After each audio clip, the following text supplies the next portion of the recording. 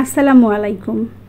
মেয়েরা জন্ম থেকেই মনে হয় সব কিছু শিখে আসে, তাদেরকে কোনো কিছু আলাদা করে শেখানোর দরকার হয় না। আমার সেই ছোট্ট মেয়েটা যখন 2 বছর বয়স, এটা কিন্তু তখনকার ভিডিও।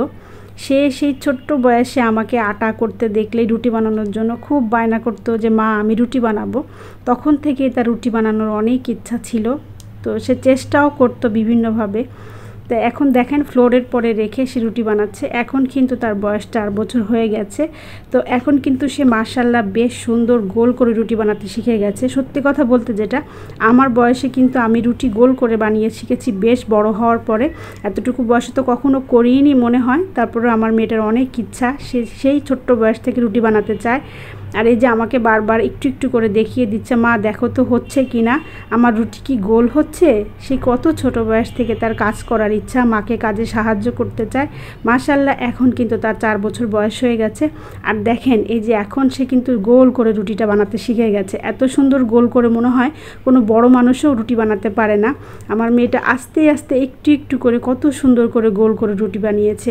আসলে মেয়েদেরকে কোনো কাজ শিখিয়ে দিতে হয় না, তারা এমনিতেই সব কাজ শিখে যায়। পড়াশোনা যেমন করবে তেমনি মায়ের কাজে সাহায্য করবে। এরকমই তো মেয়ে হওয়া উচিত, তাই না? তো সবাই ভালো থাকবেন, সুস্থ থাকবেন, আমার মেয়ের জন্য সবাই দোয়া করবেন। আল্লাহ হাফেজ।